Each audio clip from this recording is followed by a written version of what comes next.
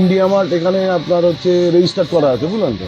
তো এখান থেকে অ্যাকচুয়ালি অর্ডারটা আমরা পেয়েছিলাম উত্তরপ্রদেশ থেকে, ঠিক আছে।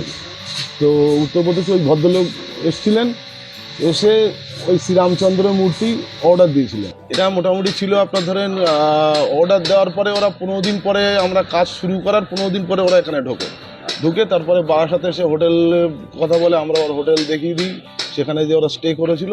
মোটামুটি ধরুন এখানে ওরা 20 দিন 25 দিন তো ছিলই। মানে তার মানে আপনাকে ফোনে আগে যোগাযোগ করে বলে দিয়েছে? একদম একদম। তো আপনার এখানে তৈরি করতে 20-25 দিন সময় না, লাগে? মানে 1 মাস লেগেছে মাটির কাজ করতে। টোটাল আমি 1.5 মাসের মধ্যে ওদের প্রথম যে মালটা গেছে শ্রীরামচন্দ্রের মূর্তি, সেটা আমি কভারেজ দিয়েছিলাম, ঠিক কত আছে। বড় মূর্তি গেছে? ওটা 15 থেকে 16 ফিট হাইটের।